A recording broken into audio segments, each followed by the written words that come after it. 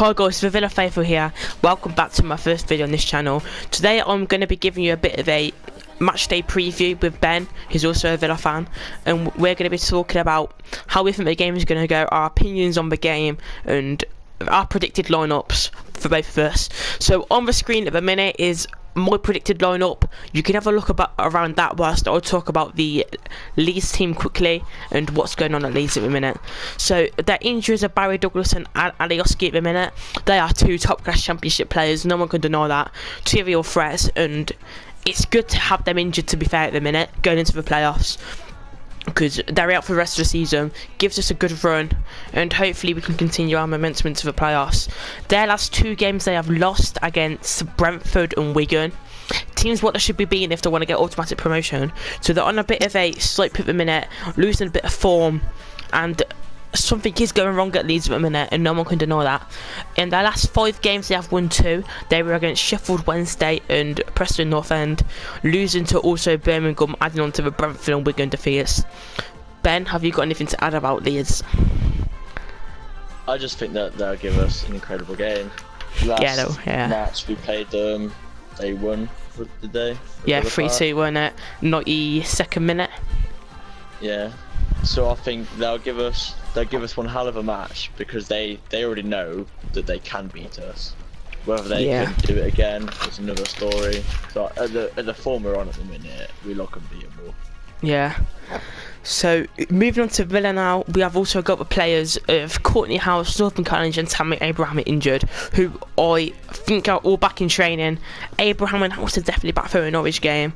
Callanage probably won't play again this season, let's be fair, probably on the bench. We have won our last 10 in a row, what is absolutely incredible.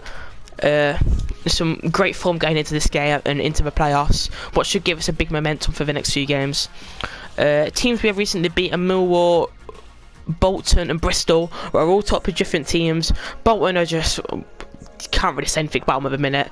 They can't play football. They are a League One team if you look at them on paper. Millwall are a good physical team, what built up a fight, get stuck in and just haven't really got anything going forward.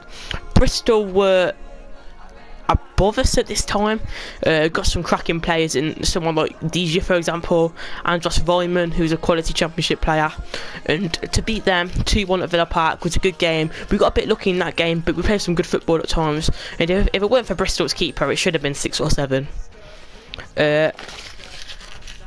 Looking into the teams, this is my team who I think is going to start. I think it's going to be Jess Steer in goal, Al Mohammadi, Twanzebe, Mings and Taylor at the back. Actual Twanzebe coming back into the lineup for Mile Edenak. Obviously Twanzebe is an actual centre half, and Mile's just for cover at the minute. He's doing alright, to be fair. He's just not a Dean Smith player, just can't pass the ball. I'm playing a sort of 2 CDMs, but I think Connor Horan's going to go a bit more forward and help out McGinn, with Whelan sitting a bit deeper and John McGinn playing that number 10 role, as I think he will rest Jack Grealish for the playoffs. We can't afford to lose our best player for the playoffs. I've gone for Jonathan Codger up front, as I think Codger's a natural goal scorer compared to Keelan Davis. Codger probably will score more goals, but is a lazier player, and it's 50-50 between them. But I think Codger would just edge it in Dean Smith's opinion and bring Keelan Davis on for the last 10-15 minutes. On the left wing, I've gone for Andre Green instead of Albert Adoma. I think Green is an impact player who, as soon as he gets the ball, he runs, can probably got more goals than Adoma on paper can probably get more assists, and is a bit technical better, whilst Adoma can get back and defend.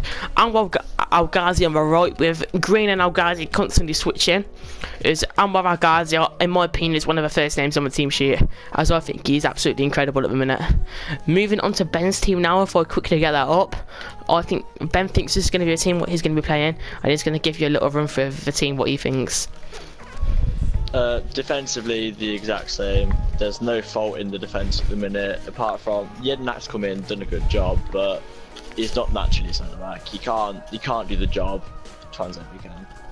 So like defensively, the exact same. Whelan has been an incredible player this season, one of our most important, because he does his job so well. He might not be the most technically gifted player, but he does exactly what Dean Smith wants week in, week out. I think we'll play Grealish, can prove to Leeds that we are a threat.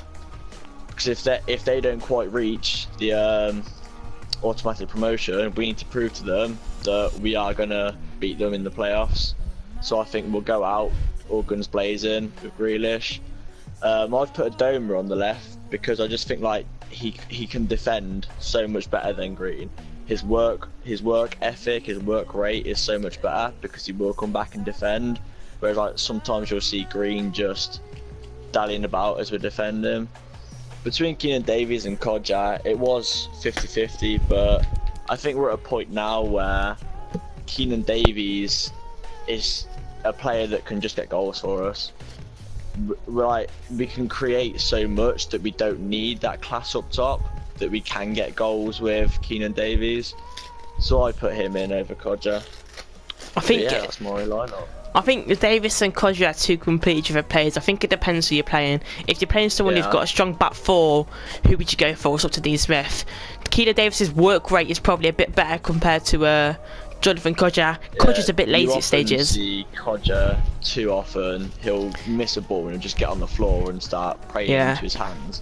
Keenan Davis will be straight back up running for the ball. So going for score predictions, I'm going to say 2-1 Villa. Jonathan Kodja scoring first, Patrick Bamford getting one back for Leeds, and John McGinn getting the final goal to win the game for Villa. Ben, what about you? So this is a tough one, because I think like defensively Leeds are pretty good with that Janssen. Yeah. I think it's going to be a very tight match, but who knows how many goals will be scored, because both teams got a good defense and a good attack. So yeah. I reckon it'll be a 1-1 draw maybe. It could go either way. It's hard to predict, very hard to predict. That is it for this match preview. I probably will be doing a post-match video after to share my thoughts about the game and how I think it went. If you're going up to Leeds tomorrow, have fun, stay safe, and up the Villa.